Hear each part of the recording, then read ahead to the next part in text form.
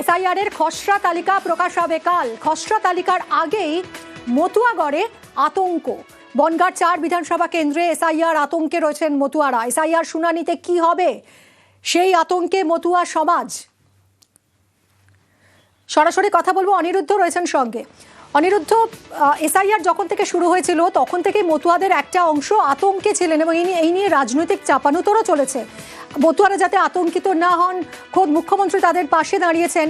কাল এসআইআর খসড়া তালিকা বেরোবে, তার আগে আতঙ্কের ছবিটা ঠিক কি মতুয়াগড়ে এবং আতঙ্ক আর আশঙ্কার জায়গাটা ঠিক কোথায়?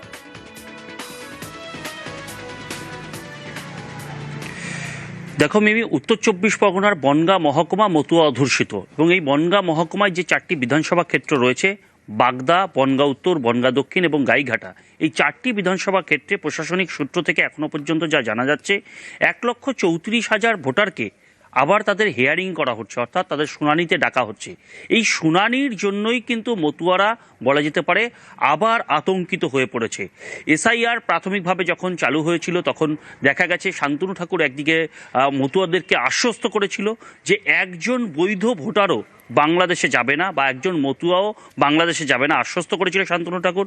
অন্যদিকে মমতা ঠাকুর দাবি তুলেছিল যে নিঃশর্ত নাগরিকত্ব দিতে হবে। এরই মাঝে এসআইআর এর ফর্ম জমা পড়ে, কিন্তু আবার এই শুনানি আতঙ্ক গ্রাস করেছে মতুয়াদের মধ্যে, যেখানে এই বিপুল পরিমাণ অর্থাৎ 1,34,000-এরও কিছু বেশি ভোটারকে শুনানির জন্য ডাকা হয়েছে। তার বেশিরভাগই মতুয়া বলে দাবি করেছেন মমতা ঠাকুর। ইতিমধ্যেই এই অংশের মতুয়াদের মধ্যে আতঙ্কের সৃষ্টি হয়েছে, কারণ যে কাগজ চাওয়া হবে অর্থাৎ যে প্রমাণপত্র এই এসআইআর এর শুনানিতে চাওয়া হচ্ছে, সব কাগজপত্র এই মতুয়াদের মধ্যে নেই বলেও দাবি করছে মতুয়ারা। কারণ তারা ছিন্নমূল হয়ে ওই দেশ থেকে এই দেশে এসেছিল, তাদের কাছে এত কাগজপত্র থাকতে পারে না বলেও দাবি করেছে মতুয়ারা। অন্যদিকে মমতা ঠাকুরের অল ইন্ডিয়া মতুয়া মহাসংঘের পক্ষ থেকে দাবি করা হচ্ছে যে কেন্দ্রীয় সরকার এবং বিজেপি নির্বাচন কমিশনকে দিয়ে মতুয়াদের ভোট কাটার জন্য এই ব্যবস্থা করছে। অন্যদিকে শান্তনু ঠাকুরের অল ইন্ডিয়া মতুয়া মহাসংঘের পক্ষ থেকে দাবি করা হয়েছে যে মতুয়াদের জন্য প্রধানমন্ত্রী বা স্বরাষ্ট্রমন্ত্রী একটা কিছু ব্যবস্থা করবে। বলা যেতে পারে সব মিলিয়ে আগামীকাল যে খসড়া তালিকা প্রকাশ হচ্ছে তার আগে বনগাঁ মহকুমার মতুয়ারা রীতিমতন আতঙ্কিত হয়ে রয়েছে, বিব্রত হয়ে রয়েছে। মিমি, ধন্যবাদ অনিরুদ্ধ। তাদের নিরাপত্তা সেখানে নেই বলে তারা এখানে এসেছিল। যারা এসেছেন উদ্বাস্তু হয়ে এখানে ভোটাধিকার অর্জন করেছে, তারা ভোট দিয়ে এসছে, এখানকার নাগরিক বলে এতদিন পরিচিত হয়ে আসছে, আজ যদি বলা হয় তাদের ফিরে যেতে হবে, তাদের উপায় কি? 1 থেকে 1.5 লক্ষ ভোটে ডাউটফুল ভোট হয়ে আছেন। তারা শুধু মতুয়া তা নয়, বিভিন্ন সম্প্রদায়ের বিভিন্ন রাজনৈতিক দলের হতেই পারে, কিন্তু এতে মতুয়াদের দুশ্চিন্তা করার কোনো কারণ নেই। কারণ যাদের ভোট ডাউটফুল হয়ে আছেন তার মধ্যে মতুয়া ছাড়া বিভিন্ন সম্প্রদায়ের মানুষ আছে। আমরা মনে করি আগামীতে আমাদের প্রধানমন্ত্রী এবং স্বরাষ্ট্রমন্ত্রী ভারত সরকার তাদের জন্য একটা ব্যবস্থা করবেন কি করে ভোটার অধিকার তারা পায়। অবশ্য আতঙ্কিত, তার কারণ হচ্ছে ওপার বাংলা থেকে যারা এসছে টোটালটাই আমার মতো সমাজের হিন্দুরা এসছে এবং তারা আজকে সিএতে হোক এসআইআর এ হোক, তারা মানে একটা ভয়ে তারা আতঙ্কে তারা আসে। তাদের ভোটটা নিয়ে সরকার গঠন করলো, মিনিস্টার হলো, এমএলএ হলো, এমপি হলো, অথচ এখন তাদের আবার এত লোক মানে প্রায় 85% লোক আমাদের লোক ওখানে, যারা আজকে নাম ওখানে বাদ পড়বে। তাহলে একটা ভয় ভীতিতে তারা এখানে মানে একটা আতঙ্কে তারা আসে যে আগামীতে তাদের কি হবে।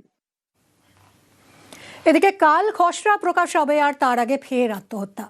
এসআইআর চলাকালীন আমরা দেখেছি অনেক আত্মহত্যার ঘটনা ঘটেছে, যেখানে অভিযোগ করা হয়েছে যে আত্মহত্যা করেছেন এসআইআর এর ভয়ে, এবং এবার আবারও কাল রাত পোহালে এই লিস্ট বেরোবে, তার আগে আবারও আত্মহত্যার ঘটনা। এসআইআর আতঙ্কে বিষ খেয়ে আত্মহত্যা করেছেন বৃদ্ধ, এরকমই দাবি করছে তার পরিবার।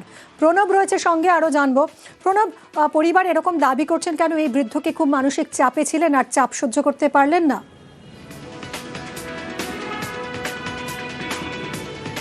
একদমই তাই। দেখো, বহরমপুরের শাহজাদপুরের জালালউদ্দিন শেখ এই বিদ্যের যে নামের পদবি ছিল সেই পদবিতে ভুল ছিল বানানের, এবং তাই নিয়ে বেশভাবেই আতঙ্কিত ছিলেন এবং বিভিন্ন জায়গায় ঘোরাফেরা করেছেন। এবং কিছুদিন আগে তার আধার কার্ড এবং ভোটার কার্ড দুটোই হারিয়ে যায়, এবং তার যেহেতু কোনো রকম জেরক্স কপি ছিল না সেই কারণে তিনি বেরও করতে পারছিলেন না, এবং মোবাইল নাম্বারটা সেই মোবাইলটাও হারিয়ে যায়। তার ফলে তিনি কিন্তু ডুপ্লিকেট কপি তার বের করতে পারছিলেন না। এই নিয়ে তিনি বারে বারে বিভিন্ন পঞ্চায়েত সদস্য থেকে আরম্ভ করে পঞ্চায়েত অফিস, এমনকি বিডিও অফিসেও তিনি গিয়েছেন, কিন্তু কোনো রকম সুরাহা পাননি। এই নিয়ে কিন্তু পরিবারের কাছে বারে বারে তিনি বলছিলেন যে খসড়া তালিকা বেরিয়ে আসবে সেখানে যদি তার নাম না থাকে তাহলে কিন্তু তাকে তাড়িয়ে দেওয়া হবে, কি হবে। এই নিয়ে কিন্তু ওই বৃদ্ধ কিন্তু রীতিমতো আতঙ্কিত হয়ে পড়েছিলেন। এরপরই শনিবার তিনি নিজের জমিতে চাষের কাজে যান, সেখানেই তিনি কীটনাশক খেয়ে আত্মহত্যার চেষ্টা করেন। গুরুতর আহত অবস্থায় মুর্শিদাবাদ মেডিকেল কলেজে নিয়ে এলে কালকে তো তোমার রাত্রিবেলাতেই কিন্তু তিনি মারা যান, এবং পরিবারের তরফ থেকেও অভিযোগ করা হচ্ছে এই এসআইআর আতঙ্কেই তার বাবা আর কি তোমার আত্মহত্যা করেছে। এই নিয়ে মুর্শিদাবাদে এই এসআইআর আতঙ্কেই কিন্তু 7 জনের মৃত্যু হলো। একদম, অনেক ধন্যবাদ প্রণব তোমায়। কিছুদিন থেকে ওর একটা এসআইয়ের একটা আতঙ্ক থাকার ফলে ও কাগজপত্র নিয়ে ইধার উধার ছুটে বেড়াতে ওর ভোটার কার্ডটা আর আধার কার্ডটা হারিয়ে যাওয়ার পরে আরও ওর একটা চিন্তা ঢুকে গেছে। হঠাৎ করে গত পরশু দিনকে বিষ খেলে বলছে না আমি বিষ খেয়ে ফেলে দিয়েছি, আমি এসআইয়ের আতঙ্কে। নামের একটু ভুল ছিল। ওকে বলতাম, আজকে বললাম, আবার একদিন পরে আবার এসে হাজির হতো। মানে ও বয়স্ক লোক তো, মানে কনফিউশন সব সময়তে থাকতো, বুঝতে পারলেন তো। আবার এসে আবার বলতো 10 মিনিট 20 মিনিট করে আমার কাছে এসে বসে যেত। হ্যাঁ, ফর্ম উনি জমা দিয়ে দিয়েছেন, কিন্তু আমি ওকে সান্ত্বনা দিয়েছি যে তোমার এতে ভয়ের কোনো কারণ নেই। মানসিকভাবে মানে একদম ভেঙে গিয়েছিল।